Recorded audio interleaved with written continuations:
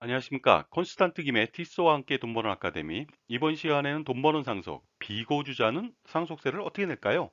여기에 대해서 알아보도록 하겠습니다. 거주자와 비거주자 여러분 구분할 수 있습니까? 어떻게 구분하죠? 국적으로 구분할까요? 예를 들어서 거주자는 한국인이고요. 비거주자는 외국인, 아니면 영주권자, 아니면 시민권자일까요? 전혀 그렇지 않습니다. 알아보도록 하겠습니다. 구분 방법은 이렇습니다. 거주자라고 하는 사람은요, 국내에 주소를 두거나 183일 이상 거소를 둔 사람을 말합니다. 이에 반해서 비거주자는요, 거주자가 아닌 모든 사람을 말하겠습니다. 그러나 이러한 단순한 구분만 가지고서 거주자와 비거주자를 구분할 수는 없습니다. 그렇기 때문에요, 국내에서의 거주 기간을 좀 판단해 보고, 직업도 판단하고요, 국내에서의 생계를 같이 하는 가족의 유무, 그 다음에 국내 소재 자산의 유무 등을 판단해 봐야 됩니다. 그러한 생활관계의 객관적 사실에 따라서 종합적인 판단으로 거주자와 비거주자를 구분할 수가 있습니다. 자, 그렇다면요, 거주자와 비거주자는 과연 상속세를 어떻게 낼까요? 그 다음에 상속세 과세 대상 재산은 어떤 것일까요? 알아보도록 하겠습니다. 일단 거주자는요, 거주자의 국내 재산이나 해외 재산이나 모든 재산이 다 상속세 과세 대상 재산이 되겠습니다. 이에 반해서 비거주자라고 결정 지은 사람은요, 국내에 있는 비거주자의 모든 재산만 상속세 과세 대상입니다. 따라서 국외에 있는 재산은 상속세 과세 대상이 아닙니다. 자, 그리고요, 상속재산에서 공과금이 있는 경우는 빼주거든요. 거주자 같은 경우에는요, 상속 개시일 현재 피상속인이 납부해야 할 공과금이 있다면 다 빼줍니다.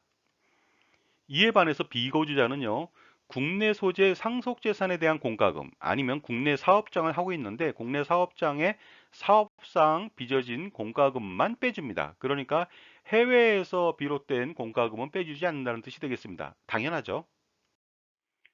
장례식 비용 같은 경우는 빼줄까요? 안 빼줄까요? 거주자 같은 경우에는 공제가 가능합니다. 하지만 비거주자는요, 전혀 공제하지 않습니다. 채무 부분 알아보도록 하겠습니다. 거주자는요, 공제가 가능합니다. 모든 채무 가능하죠? 이에 반해서 비거주자는요, 국내 소재의 상속재산을 목적으로 한 유치권이나 질권, 저당권으로 담보된 채무라든가 아니면 국내 사업장의 사업상의 채무만 채무로 인정해서 공제해 줄 뿐입니다. 자, 이번에는 기초공제가 되겠습니다. 기초공제는 2억 원을 빼주죠. 거주자는 당연히 공제합니다. 비거주자 역시 공제가 가능하니까 참조하시기 바랍니다. 그 다음에 기타 공제 알아보도록 하겠습니다. 첫 번째, 가업상속 공제는 어떻게 할까요? 거주자는 공제가 가능합니다. 따라서 최대 500억 원까지 공제가 가능합니다. 비거주자는요, 공제에 불과합니다. 영농상속 공제도 해주죠. 최대 15억 원까지 해주는데요. 거주자는 공제가 가능하고요. 비거주자는 공제가 불가합니다.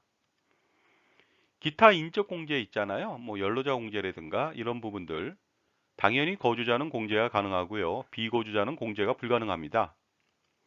그 다음에 일괄 공제라고 해서 직계 비속 등 한꺼번에 5억 원까지 빼주죠. 거주자는 공제가 가능하고요. 비거주자는 공제가 불가능합니다. 자, 배우자 공제 최대 30억 원까지 빼주잖아요. 5억 원 최저고요.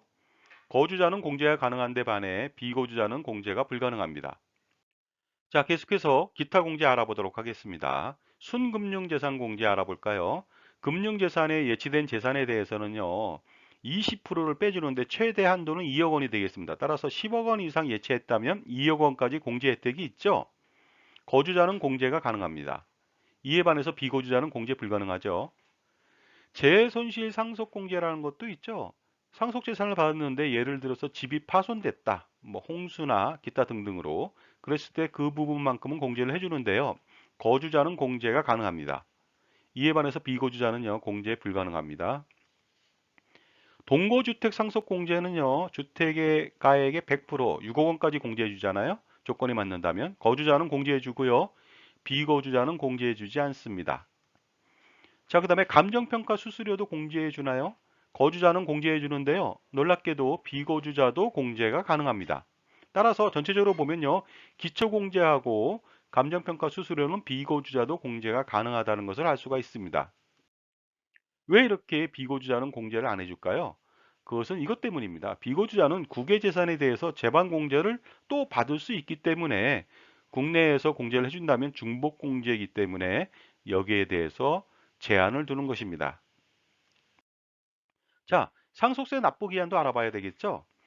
거주자 같은 경우에는요, 상속일이 속한 달의 말일로부터 6개월 이내에 상속세를 신고하고 납부하면 되겠습니다. 예를 들어서 3월 20일 날 사망했다. 그러면 3월 20일 말일, 3월 31일 기준으로 해서 다음 달 4월, 5월, 6월, 7월, 8월, 9월, 9월 30일까지 상속세를 신고 납부하면 되겠습니다.